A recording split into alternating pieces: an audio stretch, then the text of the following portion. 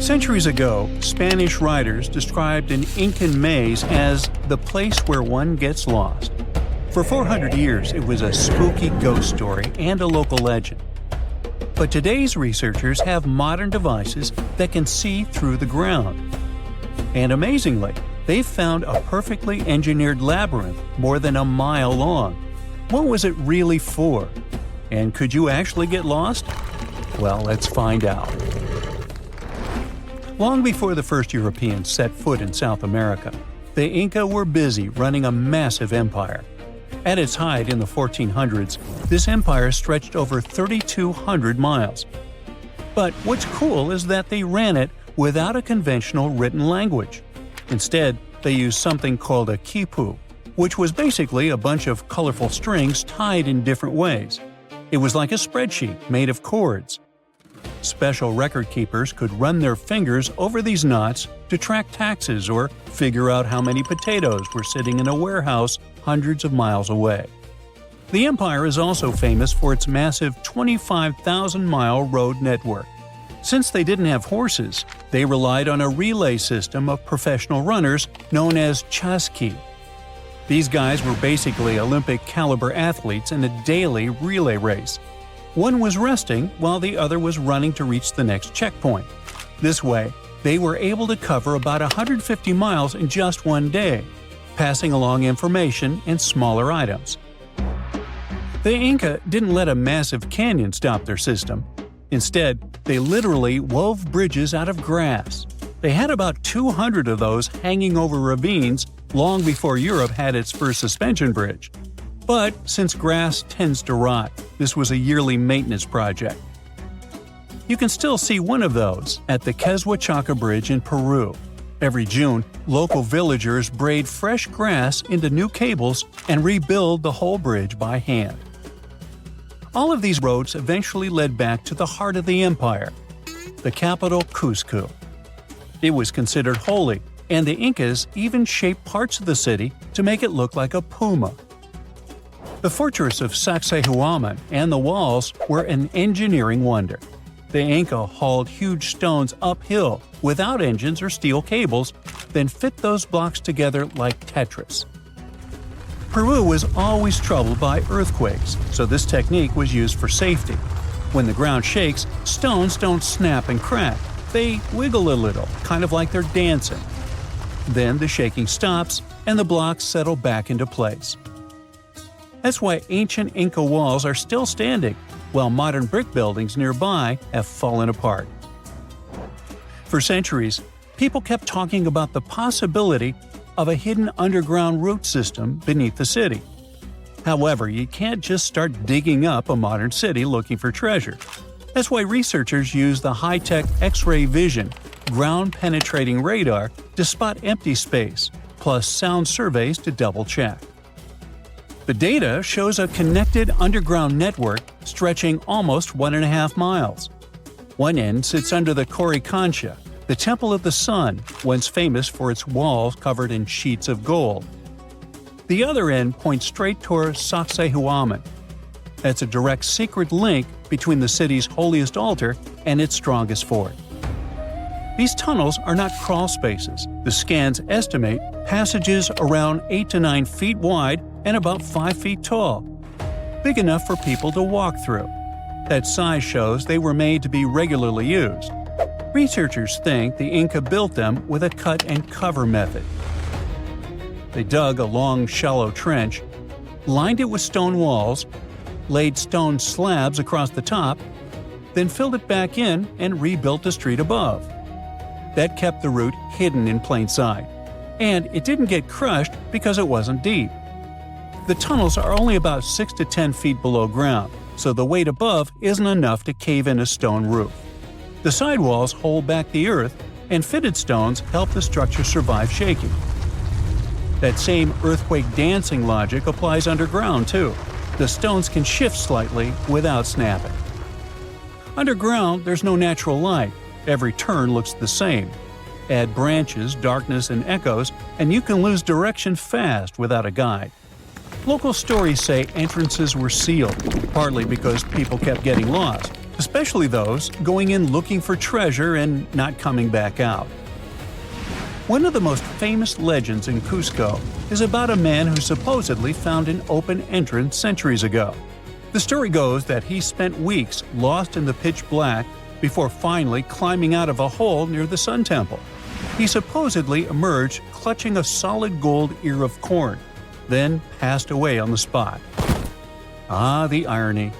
While researchers haven't found any gold corn yet, the radar proves that a route matching that legend is real.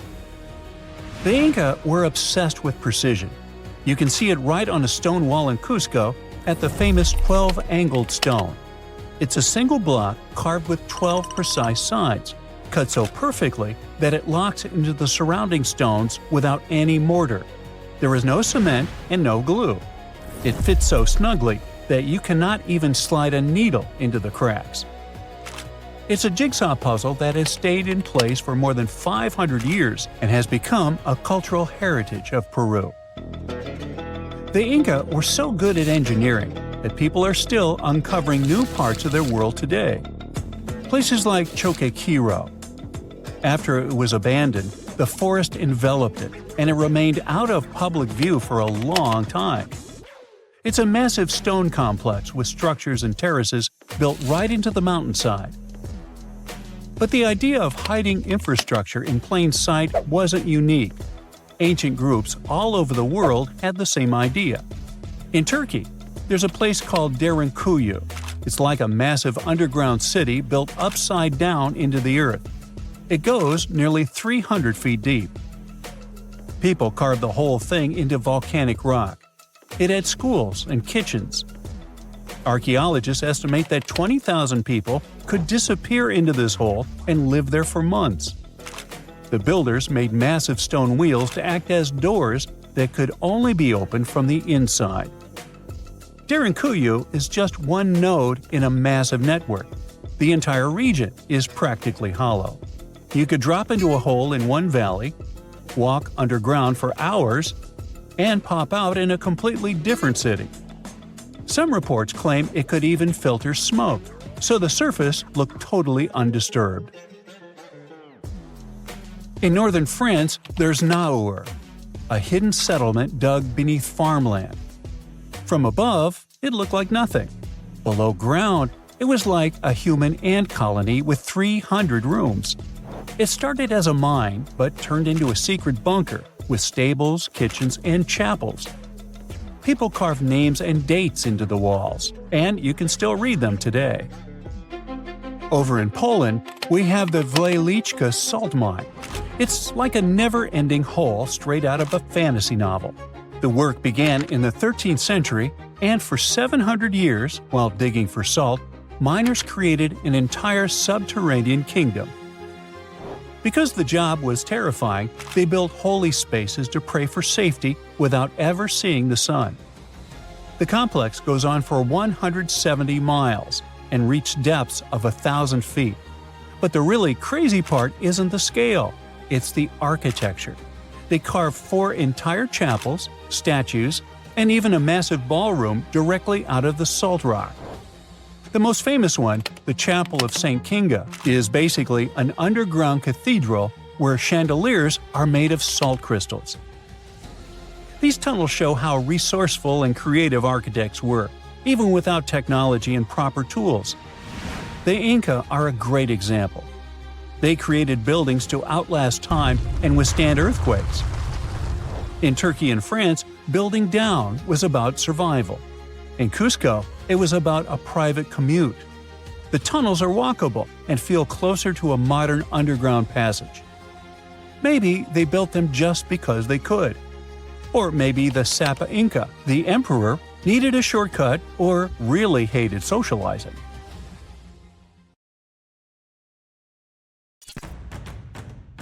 Deep inside the heart of the Amazon rainforest lies a cave so massive, it defies logic.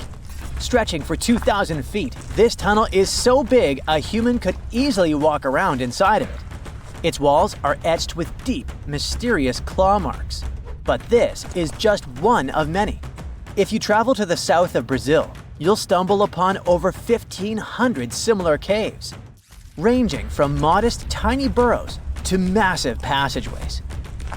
These are not your average spooky, bat-filled caverns. They're what researchers call paleo burrows, also known as ancient underground structures dug by creatures so colossal they make modern elephants look small. Whatever creature dug those tunnels displaced 800 elephants worth of dirt. I know, it still looks like a normal cave, but experts noticed this one was special because the walls were too neat and rounded, and the floor was too smooth. Besides, no water or erosion leaves such signs of serious digging power. These Brazilian caves are the largest geological records of animal activity on the planet. It's like stumbling into a prehistoric house made by creatures the size of cars. To unlock this mystery, researchers analyzed the scratch marks on the walls and realized they had probably been made by giant ground sloths, a species called valgipes, which could weigh nearly 9,000 pounds and eat your average annual menu in about 3 days. Despite being huge, these animals were not earthbenders. They had to work in groups if they wanted to dig such long tunnels. This is why scientists believe many sloths shared the same tunnel and dug it together. Even some giant armadillos may have helped with the digging. After all, they were ridiculously skilled excavators and lived there too. Okay, but why would a giant sloth or armadillo need a 2,000-foot-long underground lair? Great question. And the truth is, scientists aren't totally sure.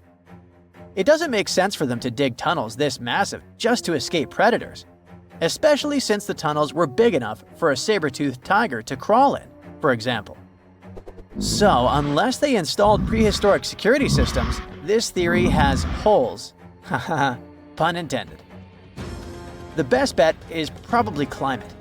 Back then, everything was drier and colder, and some species of giant sloths were living their best lives back when Earth was transitioning between cold and warmer periods. Their big bodies usually protected these animals from temperature changes, but drastic fluctuations probably made them hide in order to survive. Besides, just like modern sloths, giant sloths probably had a hard time maintaining their body temperature, and going underground for a while is a great way to protect your babies and save some energy. After all, the bigger you are, the more energy you spend. Some scientists believe these tunnels might have had rotating tenants. One sloth moves in, digs a bit, leaves some scratch marks, moves out. And sometime later, another one crashes there and adds its own decor touches. A hostel for ancient megafauna. All evidence points to a more timeshare situation than a prehistoric private property. After all, these creatures weren't exactly social butterflies. Most sloths and armadillos usually keep things strictly one-on-one, just mom and baby. Yeah, dad sloth stuck around only for the good part. But you probably noticed one tiny detail here. These guys are not around anymore. They went extinct 11,000 years ago, right around the time humans started to get popular on Earth, when another ice age was ending. In fact, 80% of all mammals that were heavier than 2 pounds disappeared then. The first culprit is, of course, the usual suspect: humans. Around 10,000 years ago, a wave of skilled hunters using distinctive tools like spear points spread across North America. The theory goes that American animals weren't used to this new predator, making them easy targets. Once the big plant eaters started vanishing, the big meat eaters followed. They didn't have enough food to survive, and it wasn't just excessive hunting that caused some damage. Early humans may have also harmed ecosystems in ways that made survival harder for large species. But wait, there's another suspect: climate change. Around the same time, Earth's climate got a major shakeup. The climate was going from super cold to only slightly cold.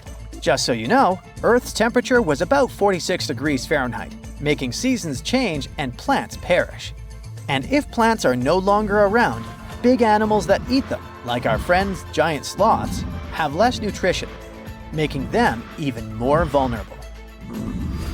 Many scientists now think that both human impact and climate change played a role, just in different ways depending on the region. In some places, humans may have tipped the balance. In others, nature itself did the job. Either way, it was a perfect storm that ended the age of giants. Turns out, being huge isn't always a plus. Giant animals tend to live longer and reproduce slowly, which makes them sitting ducks when disaster strikes. Besides, it takes a long time for these guys to bounce back. After dinos disappeared, for example, it took 15 million years for new mega mammals to stomp onto the scene. The last major extinction happened around 12,000 years ago. Not really enough time for brand new massive beasts to evolve. Today's biggest ground animals, like elephants, rhinos, and bison, aren't newcomers. They're actually the tough survivors of that ancient chaos. And, well, at least we still live alongside the blue whale, the biggest mammal ever. But why did some prehistoric animals get so gigantic in the first place? Well, being big has some perks, in spite of all the extinction thing. It keeps you safe from predators and helps you win the fight for food. If plant eaters bulked up, predators had to level up too, just to keep up. And the environment plays a big role. You see, cold-blooded animals might grow bigger in hot places to stay cool, and warm-blooded giants thrive in cold places to stay warm. One paleontologist even suggested that some dino-sized vegetarians needed those massive bellies just to digest the tough, woody plants of their time, as if they had a salad bar inside their bodies. There's also the thing with oxygen. Back then, Earth's atmosphere had way more of it. That's a big deal, especially for creatures with less efficient breathing systems like insects. Higher oxygen levels meant their bodies could handle more growth and more activity, kind of like nature's turbo mode. We also have to discuss bones, specifically the lighter ones. Many huge dinosaurs had air sacs built into their skeletons, just like modern birds. This made their bones strong but not ridiculously heavy, meaning they could grow super tall or long without collapsing under their own weight. Those air sacs also helped with cooling down, which is super important when you're basically a walking oven of muscle. On the flip side, modern mammals are limited by gravity and biology. Bigger bodies need stronger hearts, lungs, and blood pressure just to keep functioning, and land doesn't offer much support.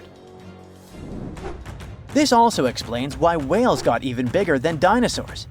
The ocean acts like a natural support system, which pretty much means that buoyancy helps hold up all that mass.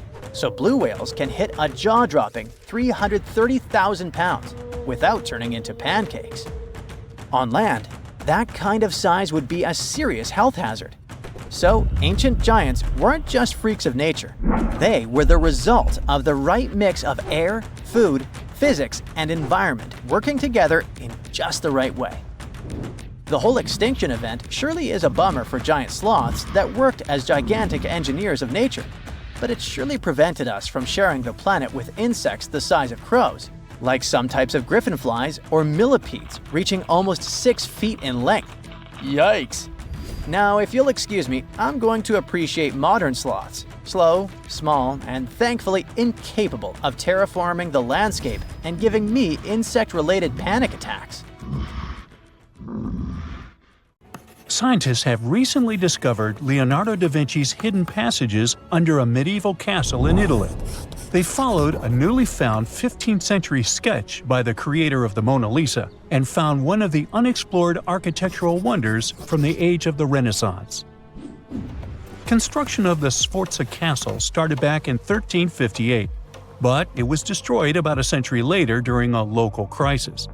Then, in 1450, Francesco Sforza, the Duke of Milan, decided to rebuild it on the old ruins. After he passed away, his son Ludovico took over and kept improving the castle. He brought in some of the best artists of the time, including Leonardo da Vinci, to decorate its walls. We can still see Leonardo's frescoes today in the Room of Wooden Boards.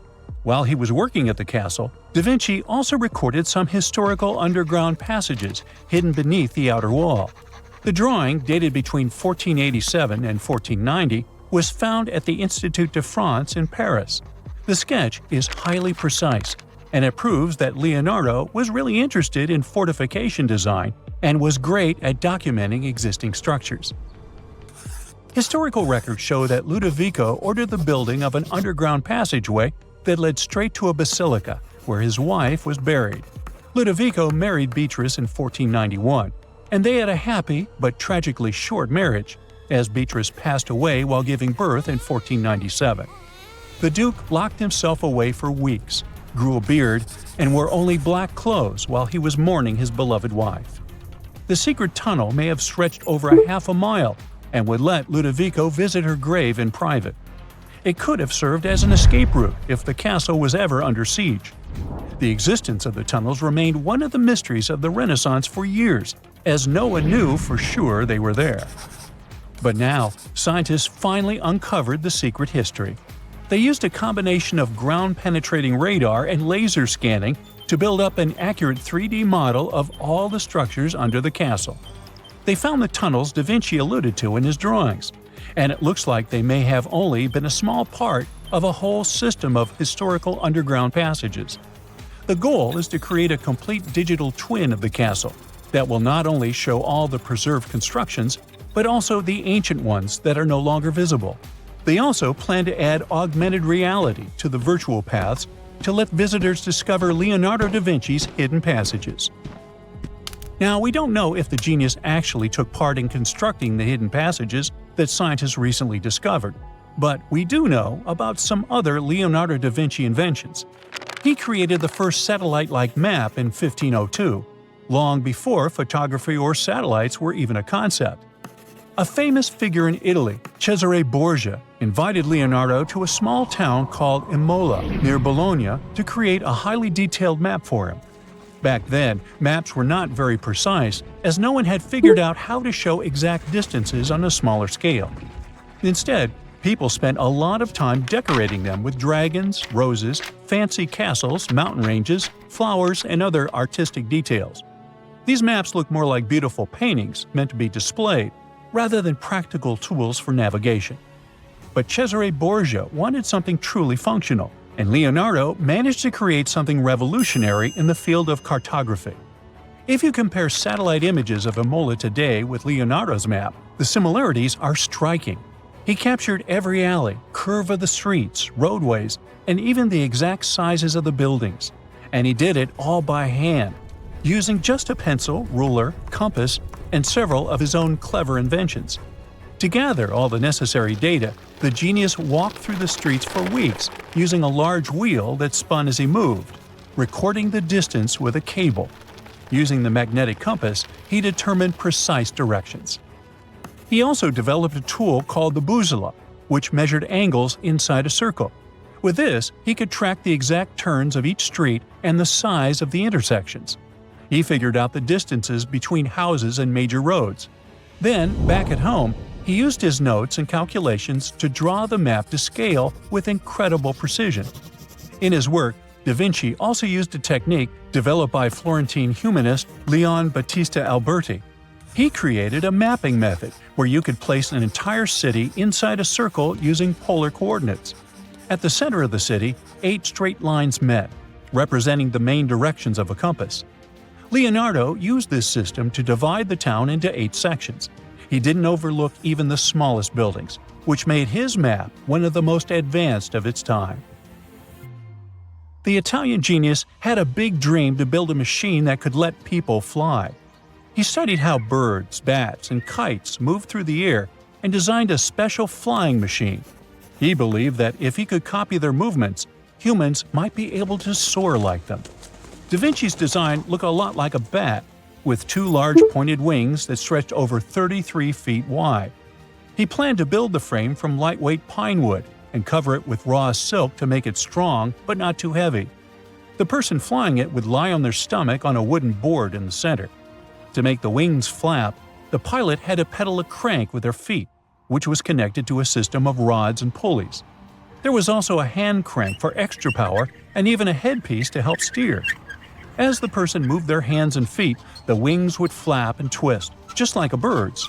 But there was one big problem. Humans aren't strong enough to make the machine lift off the ground. Even though it might have worked once in the air, there was no way for a person to get it flying on their own. Leonardo probably realized this, but his amazing idea still inspired flying machines that came centuries later. Da Vinci was way ahead of his time with many of his inventions, but his idea for a humanoid robot was especially futuristic. He was working under the patronage of the Sforza family, the one that had those ancient tunnels of Italy built. The genius designed a mechanical knight that could move its arms, turn its neck, and even open and close its mouth. Da Vinci had good knowledge of anatomy and the mechanics of body movements that helped him. His unusual creation used an external system of cables. A hand crank set it in motion, and there was also an internal gear-driven mechanism. About 450 years later, Da Vinci's detailed sketches of the robotic knight were rediscovered in the 1950s. Several researchers tried to recreate the robot from those sketches. In 2002, a roboticist who developed systems for NASA and Lockheed Martin took inspiration from the old notes and built a functioning model of Da Vinci's robotic knight. Another design Leonardo created for Duke Sforza was a special kind of bridge that could be taken apart and carried easily. It was made for defense forces who needed to cross rivers or moats while traveling. This bridge would swing across the water and land on the other side. It had wheels and used a rope and pulley system, so it could be set up quickly and packed away just as fast. To keep it steady, it even had a special weight to help balance it. Leonardo wrote in his notes that the bridge was light yet strong, and he designed several bridges like this for the Duke. One of his other designs was a bridge that could be built very quickly, and the defense forces would move across multiple rivers. As scientists continue to study Leonardo da Vinci's hidden passages, they reveal new chapters in human history. Who knows what other unexplored architectural structures they will find? Tunnels, metro, underground systems, and even secret passageways to the houses of the rich and famous. Why else do we need tunnels, you may wonder? To hide. Many cities have underground tunnels and even underground doppelgangers. Now let's make it clear. Those passages are normally not connected, contrary to the popular rumor claiming that it was possible to get from Scotland to Turkey using underground passageways built around 5,000 years ago. I mean, it sounds insane even today. Imagine building it back in the day. These tunnels have an official name, the Erdstall Tunnels, and they were most likely built in the Middle Ages. However, we still don't have the exact information about the date. The highest concentration of those tunnels are in Bavaria, Germany, but there are many of them in Great Britain and France too. Erdstall tunnels, a unique type of earthen passage found globally, are characterized by their narrow, oval-shaped corridors and tight choke points, known as schlups, or slip-outs. Despite speculation, their purpose remains a mystery. However, some of those tunnels have fireplaces and even vents, which might mean those were used primarily for shelter. Dating back to the Middle Ages, possibly as early as the 12th century, Erdstall tunnels lack archaeological signs and historical records, so it's not a surprise that there are many rumors about their use. Some scientists are sure those were storage spaces, though their narrowness makes this impractical. Another idea is that they provided hiding spots for farmers during tribal raids. However, their single entry point raises doubts about their effectiveness in evading threats. Now, if you're feeling like Indiana Jones and want to venture into those tunnels, you're in luck. A few structures, like the Erdstall Radkobluken in Austria, welcome visitors to explore these enigmatic structures. Most of them are closed to the public eye, though. The origins of Erdstall tunnels remain largely unknown, just like their real functions. And if you think, hey, it's the 21st century here, we can study pretty much everything, well, you're wrong. What makes these tunnels hard to study are the tight confines. Traditional surveying methods often prove inadequate in such spaces. To solve this problem, scientists use a handheld device that integrates an RGB camera, a gyroscope, and high-resolution depth sensors, allowing them to capture intricate details of the tunnels. They also use modern techniques like 3D surveying in hopes of uncovering the true origins and purposes of those tunnels. One hypothesis even suggests they may have been poorly conceived dwellings, abandoned when their inadequacies became apparent. Still, not everyone quite agrees with this idea. Other theories suggest they served spiritual purposes, while the most intriguing idea speculates that those tunnels may be remnants of extraterrestrial civilizations. Experts believe they may have been used for practical matters, such as granaries or hiding spots from looters. As we don't have exact info on who built it and when, it may be pretty much anyone, even a sloth. Nope, I'm not a lunatic. Sloths can build giant tunnels. Check this out. In 2009, a farmer in southern Brazil was driving his tractor through a cornfield when it suddenly sank into the ground. He quickly discovered he had broken through the top of an underground tunnel. When researchers came to investigate, they found a tunnel around 6.5 feet high and the same 6.5 feet wide, extending about 50 feet long, right beneath the farmer's house. When they looked closer, they instantly saw deep claw marks on the walls. That was the proof the tunnel wasn't human-made. So that thing the farmer uncovered was a megafauna paleoburrow, a prehistoric tunnel dug by ancient creatures like giant ground sloths or giant armadillos from over 10,000 years ago. I know, it's hard to imagine those beasts, but let me help you. Take a hamster. Now, increase it to the size of an elephant.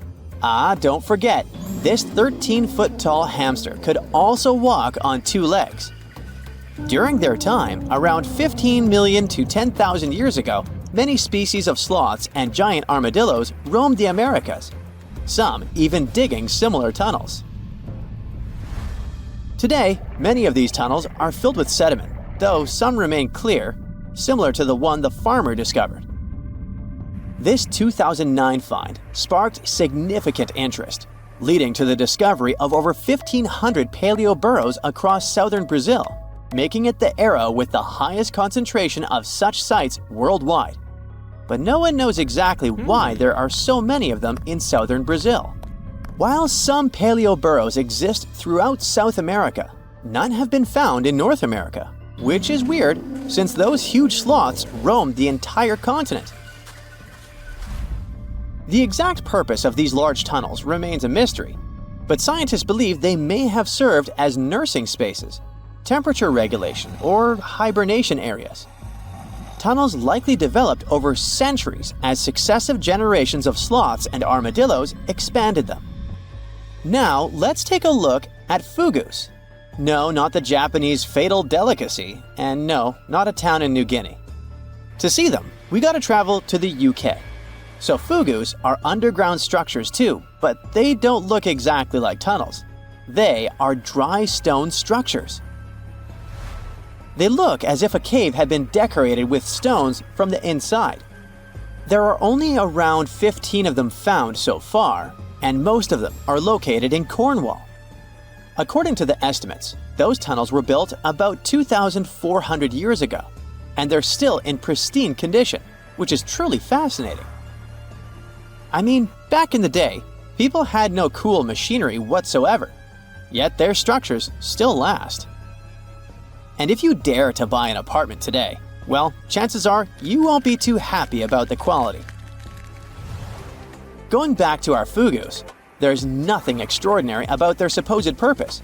They could be used for spiritual purposes, as a place to hide, or a food storage. The latest application, though, is a bit weird. I guess it's not a secret for anyone that England is famous for its excessive humidity. And if you want to store your food properly, you gotta avoid the humidity at all costs. Otherwise, say welcome to mold and fungi. But ancient people weren't dull-witted at all, or they wouldn't have survived, and you and I wouldn't be around now. So they might have adapted those fugus to store just some products, those that already had natural molds in them, assisting in the preservation of perishable food, like milk, butter, and cheese. But hey, those are just speculations. The true reason why they were built remains unknown. What makes fugus unique is that they are intentionally built tunnels, not just excavated mines like those in Wales. They were crafted by digging deep trenches, lining them with stone slabs, covering them with capstones, and then filling over them, all of which took significant time and effort. Still, no matter how hard those were to construct, cities around the globe are often built over intricate tunnel systems, each unique to its location. For instance, Paris is famous for its extensive underground quarries, which were abandoned years ago, but still pose a risk of collapse in certain areas above. London boasts one of the largest tunnel networks in the world, including many that were specifically created for military purposes. In New York City, there are rumors of secret tunnels, while Los Angeles has old tunnels from the Prohibition era used for speakeasies. Many other cities also have their share of enigmatic tunnels, and surprisingly, Florida is no exception. It happened in the year 2011 in Ybor City. Near a former post office, flooding uncovered something weird, a section of an unknown structure. Back then, people didn't pay much attention to that, so it took another 7 years to discover something truly fascinating. This historic neighborhood was founded in the 1880s, but it remained unknown until 2018 that it also has a hidden tunnel network. We only learned of it because of renovation work. The exact purpose, of course, is unknown, but most scientists are pretty sure that they serve to connect to early gaming spots and the port of Tampa. Figuring out how extensive the tunnel network is tricky. In 2018, a historic home in Seminole Heights revealed locked doors leading to tunnels from the 1920s. One local even said he traveled through a tunnel for 20 minutes. Rumors suggest some tunnels connect to the Hillsborough River and Ybor City. Research is ongoing, but no new info has emerged yet. Archaeologists were looking for the long-lost tomb of Cleopatra when they found something that seemed too good to be real. Roughly 43 feet underground beneath a ruined Egyptian temple, there was a perfectly straight tunnel, carved through solid sandstone. The tunnel is over 4,200 feet long, and so precise that experts called it a geometric miracle.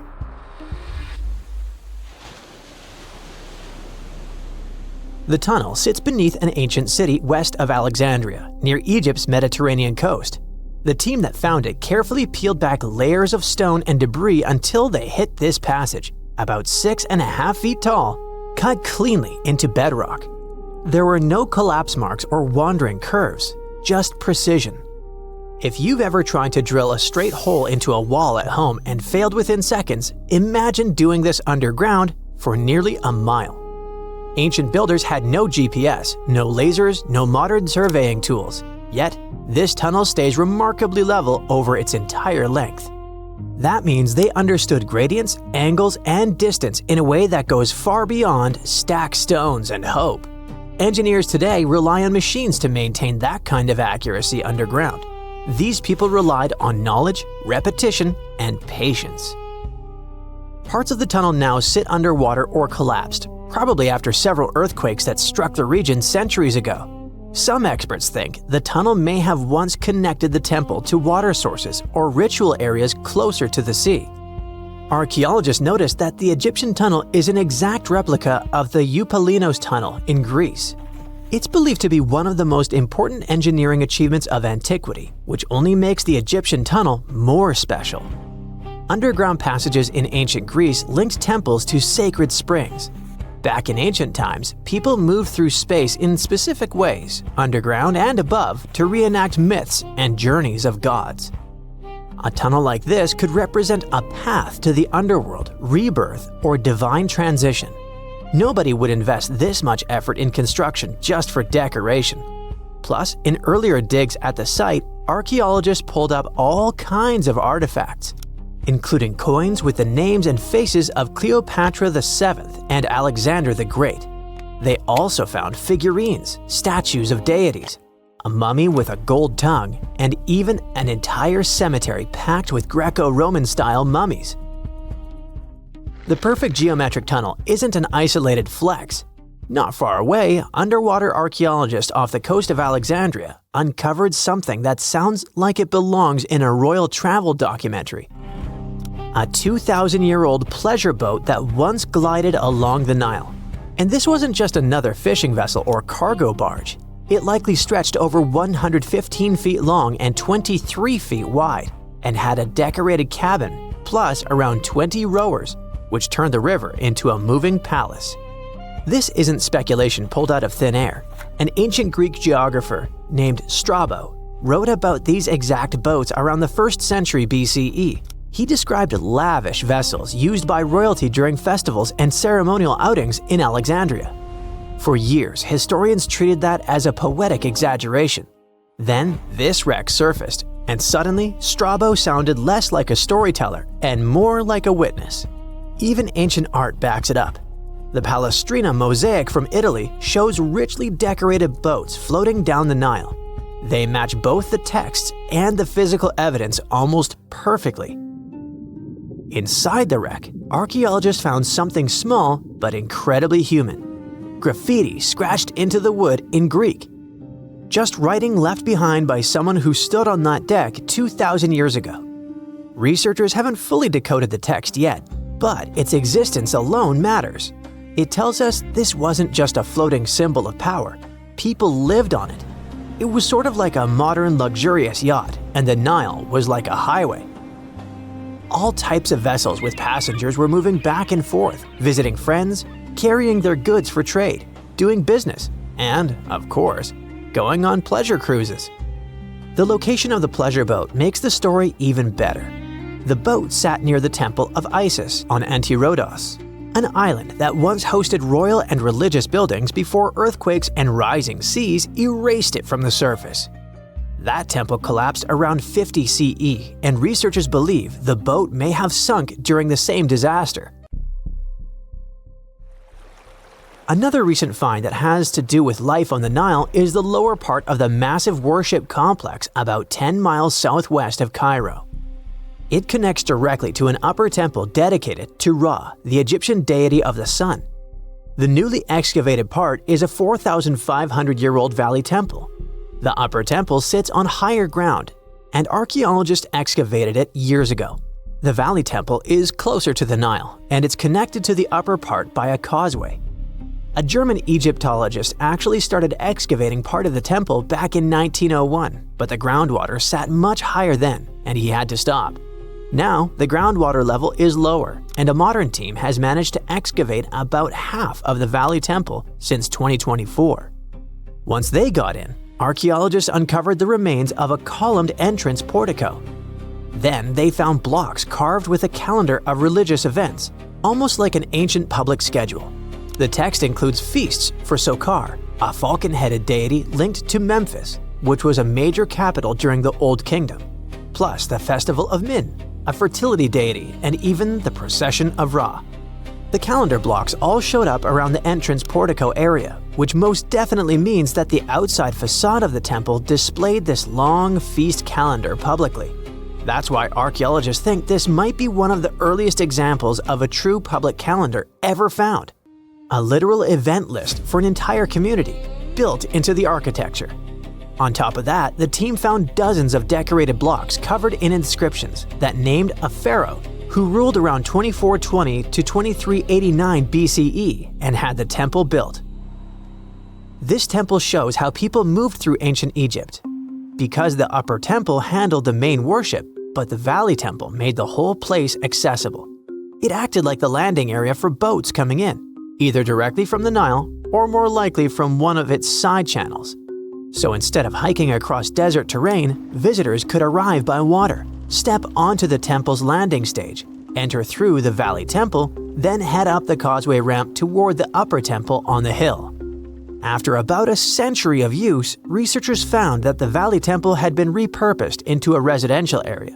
And the best part is, what they found from that era: 2 wooden pieces used for playing Senet, an ancient board game. Senet shows up at other Egyptian sites too, including King Tutankhamun's tomb, but nobody fully agrees on the rules today.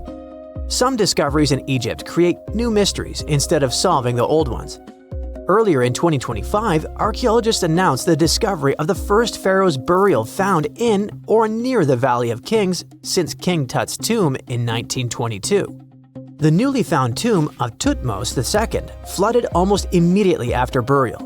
Ancient officials rushed in, removed the mummy and most of the grave goods, and hid them somewhere else. The weirdest part is that an alabaster ointment jar inside the tomb links the burial directly to Hatshepsut, Thutmose II's wife and half-sister. The inscription basically says she made this monument for him, which proves she arranged his burial. But it still doesn't explain why she placed him here and later chose the Valley of the Kings for herself. Now, archaeologists are studying a huge mound of rubble near the tomb, about 75 feet tall, and suspect it was built to hide something important. If a second tomb sits underneath, it could be complete and undisturbed. So, the deeper the archaeologists dig, the more ancient Egypt stops feeling like a gone civilization and starts feeling like a paused one. Looks like it didn't just survive time, it outsmarted it. And we're only just beginning to catch up. The ancient city of Taposiris Magna is hidden on the northern coast of Egypt. These days it has very little of its former glory, but what lies beneath it may hold the secret to uncovering a famous mystery, that of Cleopatra, the most memorable Egyptian queen in history. The recently discovered tunnel is also known as a geometric miracle for its time.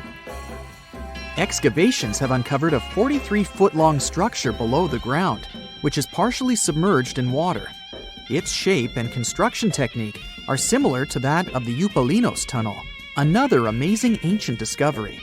This one is located in Greece and was built by excavating simultaneously from 2 points, aiming to have them meet in the middle.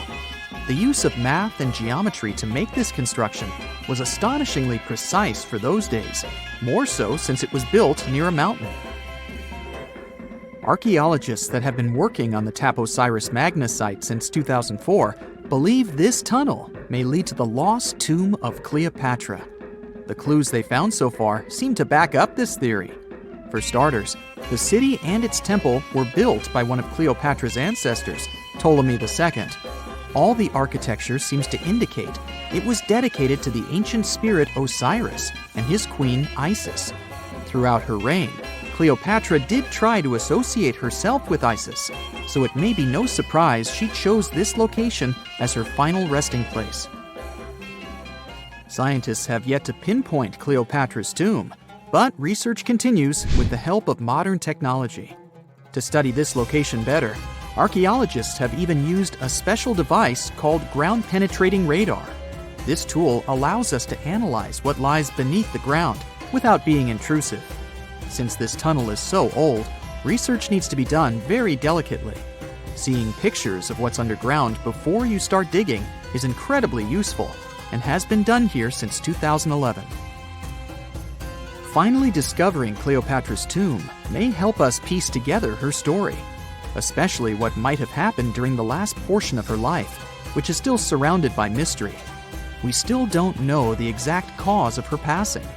Some believe she may have let herself be bitten by a poisonous Egyptian cobra. Others have suggested that she was well accustomed to toxic substances, even hiding some in her hairbrush in case she ever needed it. But that's not to say she chose to use it on herself. We do have a lot of other interesting information on Cleopatra that's equally as impressive, like the fact that she had a stylist. Most of the images you've seen depicting this famous queen show her wearing black eyeliner. This look was put together by Airas, a woman known to have been her personal beautician. She traced the long line from her eyes to her temples, a makeup technique still used today to enhance the eyes. Airas was an important figure throughout Cleopatra's life, known also as her confidant and close friend. There are even theories that suggest Airas was there by her side when she passed away. Despite her well-thought-out looks, Cleopatra wasn't as pretty as she's described. Or at least, that's what recent research has pointed out. Sure, if we look at movies and modern imagery, she's depicted as this incredibly beautiful woman with symmetrical and delicate features. However, if we look at coins showcasing her image from back in the day, her looks are rather average. Her image on the coins might have been adjusted, too, to make the queen look stronger in the eyes of her people. so there is no trusted source available to confirm her image. But her description in most pieces of ancient literature speaks of her other qualities, like her voice and personality, not of her beauty. Cleopatra might have been the most famous Egyptian queen to this day, but she wasn't the first choice. She did have an older sister, Berenice, that was initially supposed to take the throne. Berenice passed away before she could do that, so Cleopatra took on the role and began investing in her education. She traveled throughout the country quite frequently, so she could become accustomed to her people and their needs. She was only 18 when the responsibilities were passed down to her, and immediately gained popularity because of her intelligence and education. Her taste in literature was quite good too. She was known to be a fan of Homer, the famed Greek philosopher and poet. Cleopatra loved to write as much as she loved to read. There are even claims that she wrote a book on medicine and cosmetics, but we have no evidence to this day that such work ever existed. Part of being a great leader back then meant you had to speak multiple languages. Cleopatra clearly understood that, and that's why she's rumored to have known many languages to varying degrees. Some archaeologists suggested she spoke Greek, Egyptian, and Ethiopian, as well as many Arabic dialects. She might have even spoken Latin, but there's little evidence to support this claim. She might not have had angelic looks, but Cleopatra was really careful with the way she looked, even with her diet. She was known to have enjoyed simple meals, including a variety of fish. Since she lived close to the Mediterranean Sea, it's really no surprise. As a treat, she liked to eat stuffed pigeons, which she also served to her guests. Other dishes on the menu included vegetables and fava bean soup. Fruits and nuts weren't missing from her diet either, and she was also a big fan of honey. Recently, a team of experts has even tried to recreate her famous perfume. Think of it like the ancient equivalent of Chanel No. 5. Cleopatra was known to be a fan of luxurious scents, which she believed could even influence how people treated her when they met. The basis of this scent is myrrh, a resin gathered from a local tree. Other ingredients added to the mixture were also found back in the day, like cardamom, olive oil, and cinnamon. The results may not be quite as delicate as the perfumes we know and use today. Its consistency was way thicker, and the scent lasted way longer. When she was at the height of her power, Cleopatra might have been the richest person in the world. Back in the day, she ruled over a territory that stretched across the Mediterranean, from modern-day Libya in the west through Egypt to Syria in the east. This is the largest territory ever ruled over by a woman. In today's currency, her worth might have been somewhere around $95 billion. The calendars we use today may have been introduced by Cleopatra herself. She presented the idea of leap years and leap days to Caesar, the Roman emperor she was known to have been close with. Taking her advice, Caesar made these adjustments part of the official Roman calendar. The ancient Egyptians already knew the year was longer than precisely 365 days. They discovered this by studying the brightest star in the sky, called Sirius, and concluded that a year is actually 365 1/4 days long. It was Elizabeth Taylor that famously introduced Cleopatra to pop culture when she played her in the 1963 film bearing the same name. Up until that point, it was the most expensive film ever made. It was originally supposed to cost somewhere around $2 million, but ended up costing a mind-boggling $44 million. That's mostly because of script and production issues. To make this iconic movie, producers created 79 sets from scratch, as well as over 26,000 costumes for the cast. Elizabeth Taylor's Cleopatra costumes alone cost somewhere around $200,000. Thankfully for the producers, the movie made headlines and was well received by critics, making it a box office success. A lot of people associate Cleopatra with another famous Egyptian ruler, King Tutankhamun, nicknamed King Tut. Surprisingly, apart from both of them being Egyptian pharaohs, they have nothing else in common. For starters, King Tut lived around 1300 years before Cleopatra did, and there is also no connection regarding their ancestry. Cleopatra had Macedonian Greek roots, while King Tut was a native Egyptian. Hey, I bet you didn't know that trees used to grow in the middle of Egypt's barren, sun-roasted Sinai desert. It's true. If you can't picture it, I don't blame you. But archaeologists have recently stumbled upon a tree-lined boulevard. Yep, an actual green avenue leading to a massive ancient fortress. No, this isn't some mirage or an overactive imagination, although I do have one. But it's turning our ideas of ancient Egyptian desert life upside down. Let's rewind a bit. The site in question is called Tel Abu Saifi, located in the northern part of the Sinai Peninsula.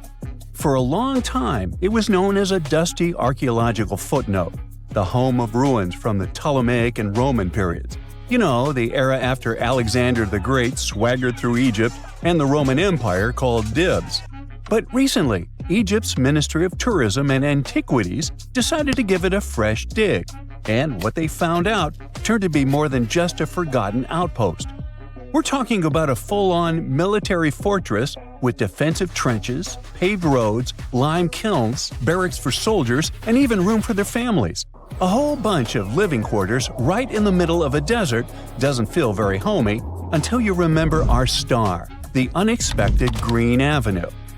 This road was over 300 feet long and 36 feet wide, as long as an American football field, paved with limestone slabs and lined with more than 500 clay planting pits.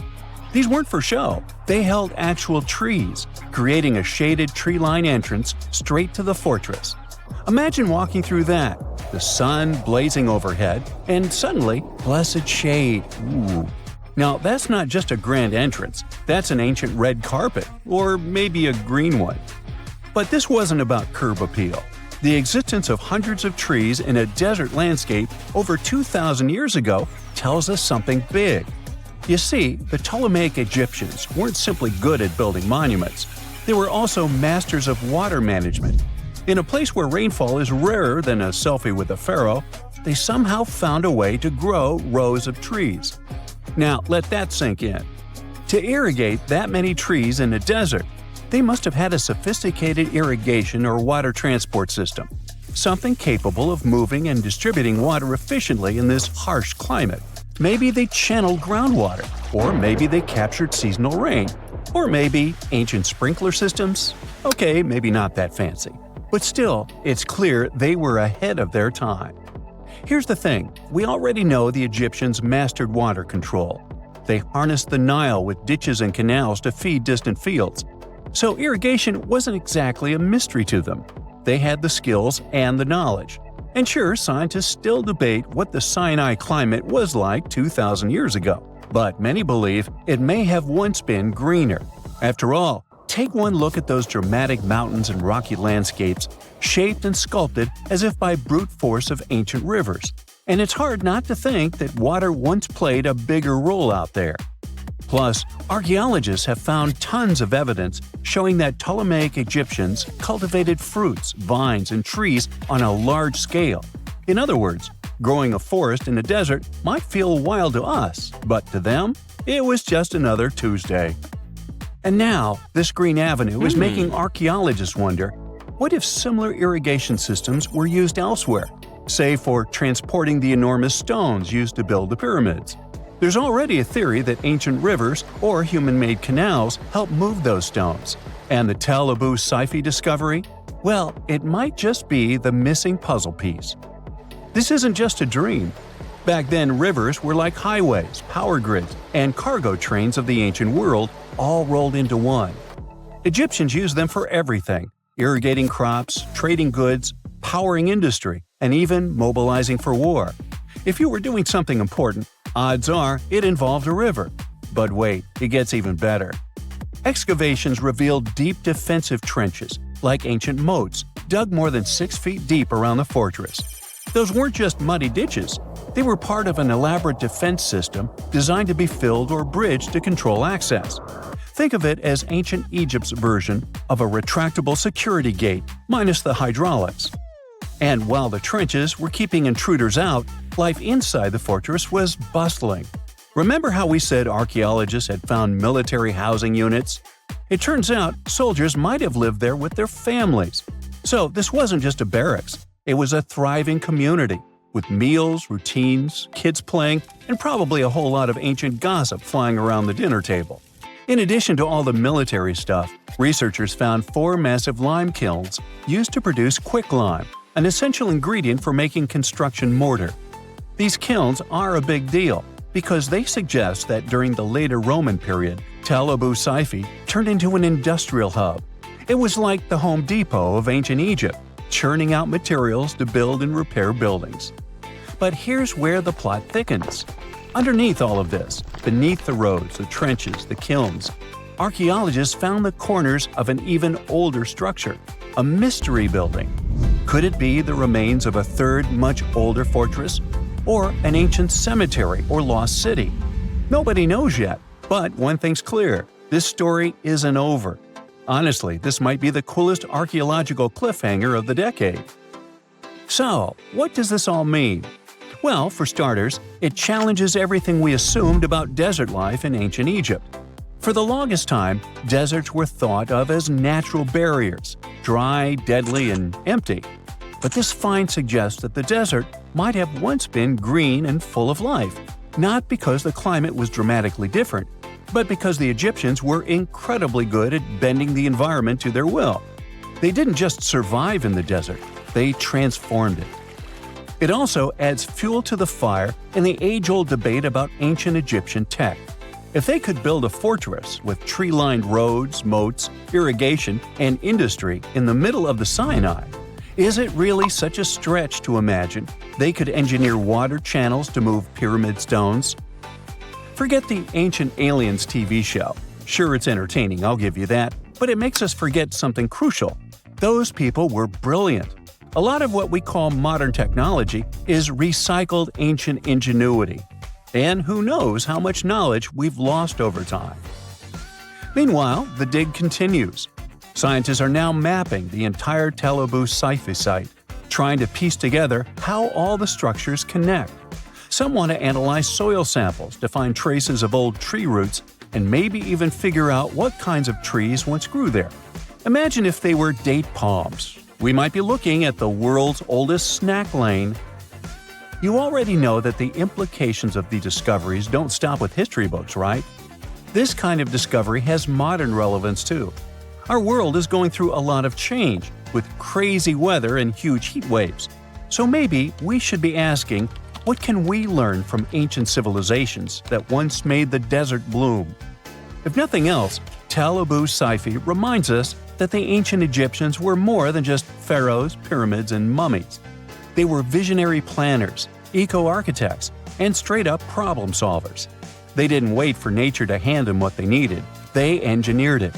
And thanks to discoveries like this, we're getting a clearer picture of just how advanced and, frankly, how cool ancient Egyptian civilization really was.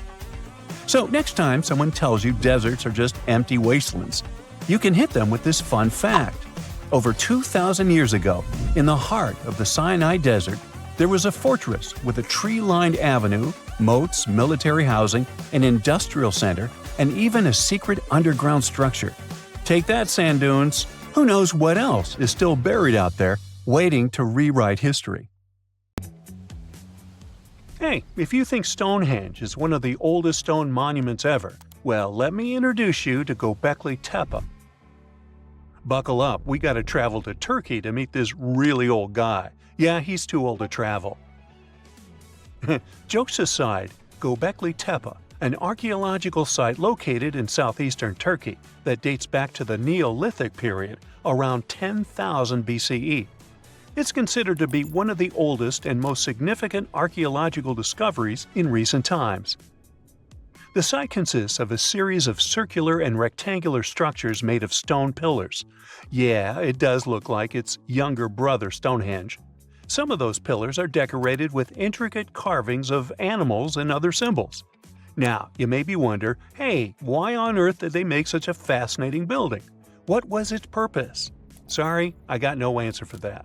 The purpose of the site is still unknown, but it is believed to have been a ceremonial center for the ancient people who lived in the area. The discovery of Göbekli Tepe has challenged long-held beliefs about the development of human civilization, as it suggests that complex societies may have emerged much earlier than previously thought. Okay, pack your stuff, our travel's just started. Next destination, Masada. It's an ancient fortress located in Israel on a plateau overlooking the Dead Sea. Hey, look at that view, spectacular, huh? It was built by King Herod the Great in the 1st century BCE, and it was very smartly built. Within the fortress, there were various facilities such as storehouses, barracks, a palace, and a set of cisterns capable of holding approximately 40,000 cubic meters of rainwater. People living there believed that the collected runoff from a single day's rainfall could provide sustenance for over 1,000 individuals for a period of 2 to 3 years. Access to the fortress was limited to 3 steep and winding paths leading up to fortified gates. Still, at one point, the fortress was occupied by people who had fled Jerusalem after the city was captured by the Romans.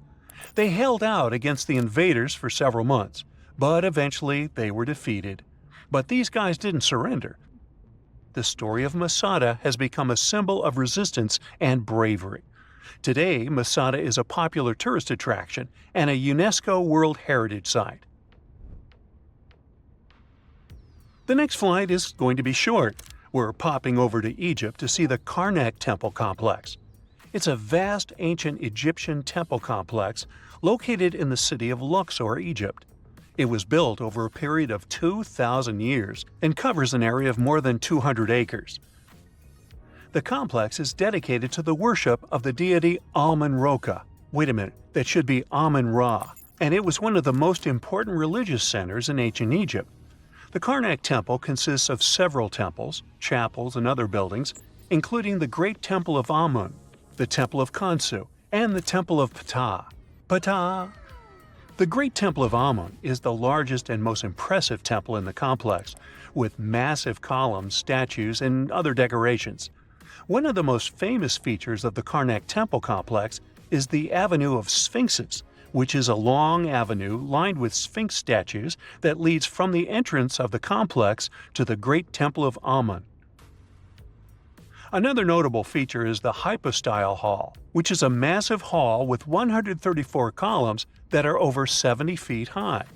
The Karnak Temple complex is a popular tourist attraction and a UNESCO World Heritage Site. It's considered one of the most important archaeological sites in Egypt and provides a fascinating glimpse into the religion and culture of ancient Egypt. Hey, we can't hop on the next flight and leave Egypt until we see the Pyramid of Djoser. It has another name, by the way. It's also known as the Step Pyramid. This ancient Egyptian site is located in Saqqara. It was built during the 27th century BCE for the pharaoh Djoser by his architect Imhotep, who is considered one of the most important figures in Egyptian history. People believe this pyramid is the first monumental structure built entirely of stone and is an important example of early Egyptian architecture. The pyramid originally stood at 203 feet tall and was surrounded by a complex of buildings and courtyards. It was constructed in 6 layers, each smaller than the one below it, giving it the distinctive step-like appearance. The pyramid was used as a burial place for Pharaoh Djoser and was surrounded by a vast necropolis that contained the tombs of many other important officials. The Grateful Dead? The Pyramid of Djoser has several renovations and additions over the centuries, including the addition of a limestone casing that covered the original step structure. However, much of the pyramid was destroyed over time, and today only the central core remains. Despite this, it remains an important archaeological site and a popular tourist attraction in Egypt. Alrighty, we're ready to move on. There's one more pretty recent discovery we gotta see today. The Tower of Jericho was only discovered during excavations in the 1950s and 60s. It's an ancient stone tower located in the city of Jericho in the West Bank. Just like Göbekli Tepe, This one is believed to be one of the oldest stone structures in the world, dating back to approximately 8000 BCE. The tower stands at over 28 feet tall. It's made up of two main sections, an inner tower and an outer tower, which are connected by a series of stairs. The purpose of the Tower of Jericho is not entirely clear, but it is believed to have served as a defensive structure or a watchtower. It may have also had religious significance, as it was located near a sacred spring. The Tower of Jericho is a significant archaeological site and has provided valuable insights into the early history of human civilization. It's open to visitors and is a popular destination for tourists interested in ancient history.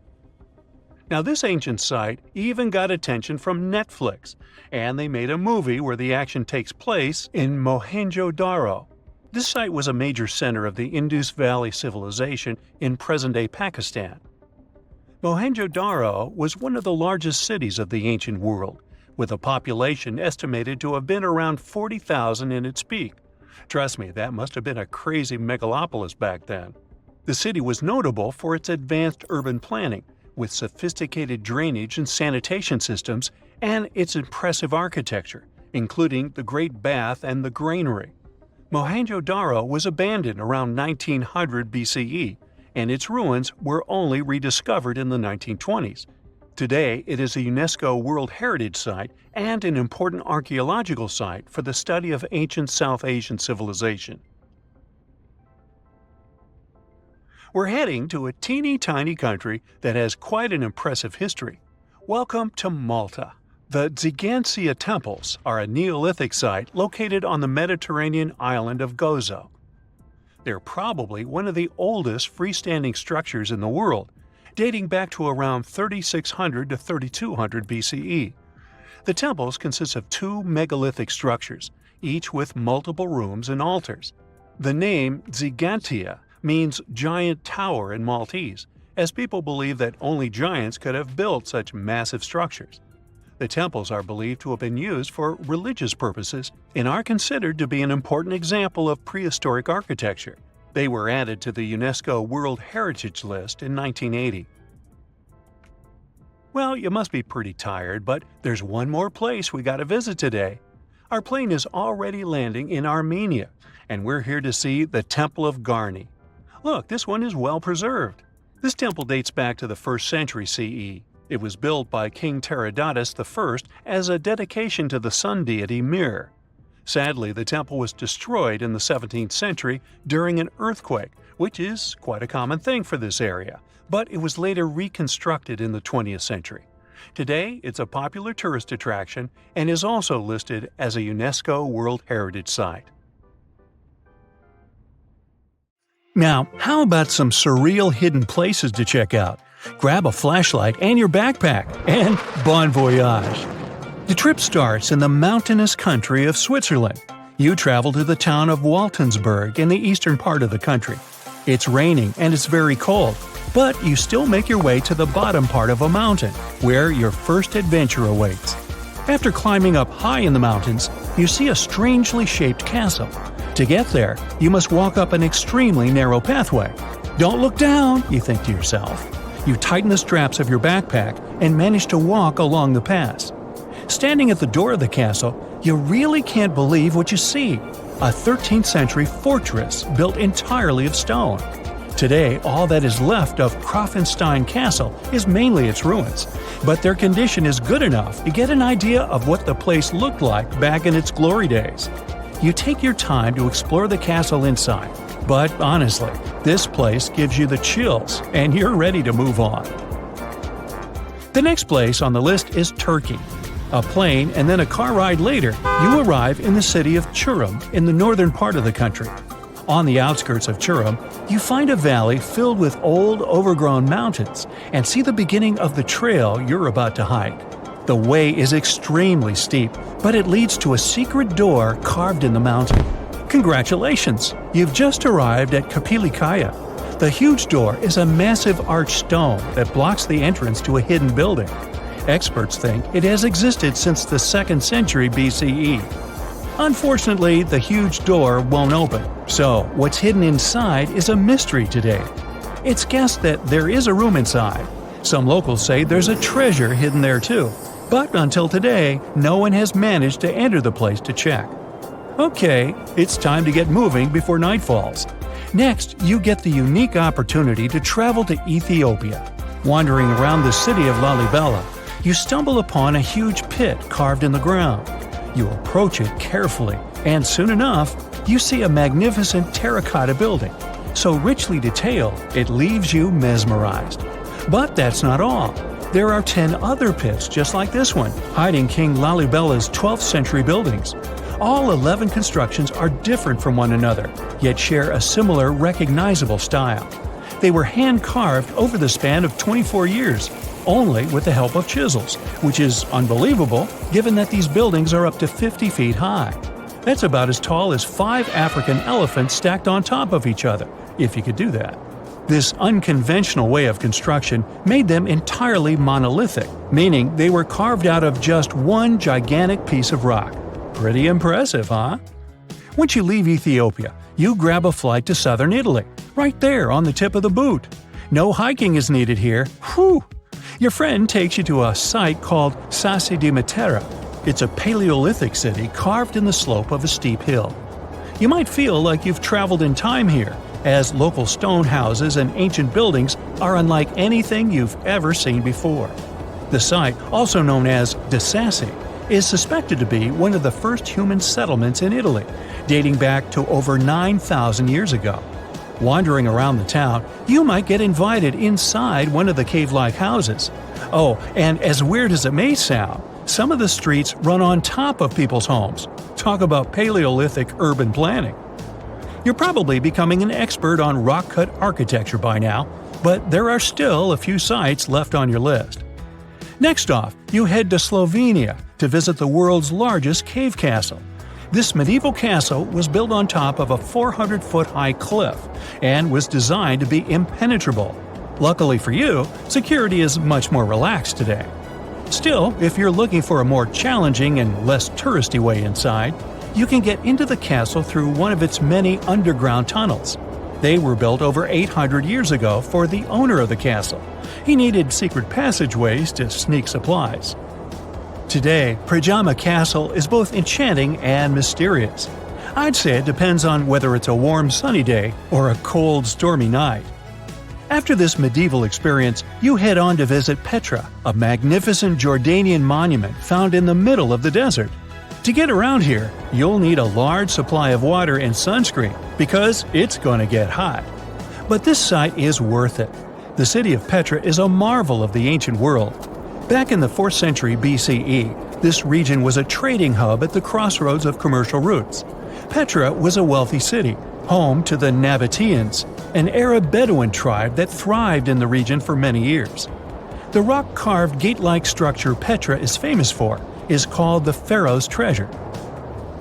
It stands at the main entrance to the site and is said to have a treasure hidden inside. You might feel tempted to check it out for yourself, but that's an adventure for another trip. For now, you hop on another plane ride, this time to the Americas. First, you visit the USA, more specifically, the mountainous state of Colorado. You make your way to Mesa Verde National Park. There, in between the greenery and abundant vegetation, you'll find over 600 dwellings built in the cave beneath the cliff, carved deep into the mountainside. This ancient village is now considered a heritage site. The local Puebloan tribe built it back in the 1190s. One of its main buildings is called the Cliff Palace. It's a multi-story construction built from sandstone and mud mortar. The palace alone housed over 150 rooms. If you're feeling sporty, you might want to visit the Balcony House. To get there, you'll have to climb a 32-foot ladder. You'll get to see a mid-sized village of 38 rooms, including 2 kivas. Those are traditional chambers that were built by the Puebloans for ceremonial purposes. Still, in the U.S., you make your way to the hills of South Dakota. You're there to visit one of the world's most impressive human-made sculptures on Mount Rushmore. What's so mysterious about this place, you might ask? Well, during Mount Rushmore's construction, a 70-foot-long secret tunnel was built behind the head of Abraham Lincoln. The tunnel was supposed to hold all the documents and artifacts important to the United States history. After the designers thought it through, they decided it was better to hide them in a safe box in the floor of the tunnel. The box holds the history of how Mount Rushmore came to be carved, as well as a brief history of the U.S. and the 4 presidents depicted on the mountain. Amazing, right? Now, you're headed down to Machu Picchu, a South American site hidden between the Peruvian mountains. Machu Picchu itself is already a mystery. Researchers still don't know why or even how the ancient Incan civilization managed to engineer the stone-built citadel all the way back in 1450 CE. To get there, you must endure a 3-day hike, reaching the impressive altitude of 8,000 feet above sea level. Or you can get a train, but that's no fun, right? You're here to check on a relatively new discovery. Back in 2010, French engineer David Crespi was taking measurements of the Inca ruins when he noticed a door he had never seen before. It was sealed off by stones. He went back to the site a few months later with an electromagnetic scanner. The scanner, which could detect objects behind walls, showed there were copious quantities of metals behind that sealed door. The researcher contacted the Peruvian authorities requesting to remove the rocks, but they didn't authorize it. As of today, the door is still locked. Whew, this trip was long, wasn't it? Make sure to get some rest, Indiana Jones. Recently, mysterious oceans have yielded quite a few lost treasures. No, we're not talking about gold or pearls. It's something far more valuable. Near Sicily, divers found a 2,500-year-old shipwreck hidden just 20 feet below the surface. It's so ancient that experts aren't sure what it was made of. That takes us all the way back to the time full of political intrigue, conflict, shipbuilding, and discovery. But first, wait. The remains of the boat were only 20 feet below the surface? That's not deep at all. Almost every amateur diver could reach that depth. How could it stay hidden for 25 centuries? Well, the ship wasn't sitting out in the open like some movie prop. Over time, storms and shifting currents buried it under layers of sand and rock, disguising it as just another lump of seabed to anyone swimming above. The only reason it was discovered was the high-end scanning technology. Researchers basically played high-tech hide-and-seek using sonar to pick up straight lines and patterns that the sand had been hiding for centuries. The ship dates back to the 5th or 6th century BCE. Now back then, Sicily wasn't just an island known for Europe's tallest volcano, Mount Etna. It was one of the most important places in the Old World. Back then, the Mediterranean was the world's superhighway, and Sicily was the toll booth. The Greeks came in from the east, building colonies all along the coast. The Carthaginians pushed in from the west, fresh out of North Africa. Cities like Syracuse became powerful, while Carthage backed its own rival towns. This led to plenty of standoffs, alliances, and even some naval battles, since controlling Sicily meant controlling trade routes. Back then, trade was everything: olive oil, wine, fancy ceramics, and metals. The Greeks and Carthaginians were competing for about 350 years. The mystery of the sunken ship only deepens. Was it a warship, a trader, or something else entirely? We don't know who built it or what the cargo was. Archaeologists aren't even sure what type of wood it was built from. That's how fragile and degraded it is. What they do know is that the hull was built using a super rare on-shell technique. Normally, ships start with the frame and then planks go on top. But not this one. The builders joined the planks edge to edge first, like a giant wooden puzzle, and added the ribs for support afterward. This method was only used for a short period in Greek shipbuilding, which makes the Sicily wreck an incredibly rare glimpse into some cool naval experimentation, which might also point to the ship's origin. But that's not the only thing. Divers also found several anchors nearby. 2 of them were iron anchors shaped like upside-down T's, which probably came from the 7th century CE, more than 1,000 years after the ship had sunk. This means that there is still more to uncover. The ship isn't some random lucky find. It's part of something called the Caucana Project. It's a long-running digging into Sicily's underwater past that's been going on since 2017. The mystery ship might be the biggest catch so far, but the team is going on expeditions every year, discovering something new and significant. However, that's not the whole story. We have 3 more recent findings worth discussing. First up, let's head west across the Mediterranean to Spain, where an almost identical story played out. Off the coast of Murcia, archaeologists pulled out something incredible: a 2,600-year-old Phoenician ship called Marzaron II. Divers actually spotted it back in the 1990s, but instead of lifting it right away, the team decided to let it stay in place. Archaeologists often prefer to leave wrecks like that if they're stable and protected. Better to have an old shelf stable than to crumble it by moving it. Well, that worked until last year, when the sand started shifting, leaving the wreck exposed to waves, current, and decay. That's when archaeologists gave up and carefully lifted it plank by plank, like uncovering a dinosaur skeleton, only to piece it back together. However, here's the important part. Unlike most similarly old wrecks that crumble into pieces, Marzaron II is remarkably well preserved from bow to stern. The Phoenicians who built it were legendary sailors and traders. Long before Rome, these folks were cruising around the Mediterranean bringing cedar wood from Lebanon. They also traded glassware, wine, olive oil, and their priciest item, purple dye. It was so expensive that only the rich could get their hands on it. They might have been the first to use the North Star for sailing, letting them cross waters that others were too scared to sail. Now, let's jump continents to Africa, off the coast of Kenya. Here, archaeologists may have uncovered a wreck tied to one of history's most famous explorers, Vasco da Gama, a Portuguese sailor who, in 1498, became the first European to reach India by sea.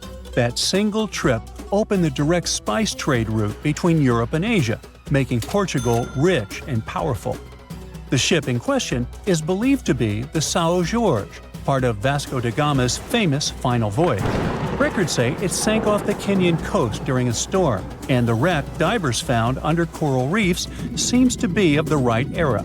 If confirmed, it could be one of only 8 Portuguese ships from that time still resting in the Indian Ocean. It's like stumbling across one of the missing chapters of a book about the age of exploration. Unlike the Spanish wreck, this one hasn't been lifted out of the water. It's still lying there. Instead of hauling it up, they want to make the wreck a museum for divers. Sounds pretty awesome. That's the stuff that inspires you to pursue this hobby. If you think these finds only happen to professional archaeologists, well, you're wrong. Because the next discovery wasn't made by a team with advanced sonars and stuff. Nope, it was made by a dad and his 5-year-old daughter on a simple fishing trip in Wisconsin. What they found might be the George L. Newman, a wooden schooner that had been lost since 1871. That year, the ship ran aground in heavy smoke from the Peshtigo fire in Wisconsin, the deadliest wildfire in history. But it happened on the same day as the more famous Chicago fire, so we didn't hear about it. Anyway, for more than 150 years, everyone assumed the Newman had been lost forever. But moving sands revealed the remains, right there beneath the shallow waters of Lake Michigan. It might not hold sailing secrets, but it's another time capsule, this time from American history. Anyway, to bring this story to a close, what was the oldest shipwreck ever discovered? Well, back in the 70s, some divers exploring near the Greek island of Dokos stumbled upon what turned out to be the oldest known shipwreck in the world. Unfortunately, the ship itself didn't make it. Everything made of wood, like the hull, as well as ropes, was long gone. But what remained was cargo. The seabed was scattered with hundreds of clay pots, vases, and other ceramic pieces, all from around 2700 to 2200 BCE. This era is known as the Early Helletic period, a time when pyramids in Egypt were still under construction. Along with the ceramics, archaeologists found stone anchors and millstones, as some of the first proof humans were trading by sea. So even though the Dokos wreck doesn't have intact planks or masts, it shows us something bigger. Humans were sailing and trading far earlier than many once believed. It's not treasure in the pirate sense, but in terms of history, it's priceless. In the end, it turns out the ocean is basically one giant storage unit for human history. Unlike what you can find underground, you know that there's a tragic story behind a ship sinking. These wrecks could tell us how people lived, traded, and traveled. And the best part? With today's underwater robots and scanning gear, we can explore the ocean in ways divers alone never could. There could be fleets of forgotten ships down there, each with a different tale about the civilization it came from.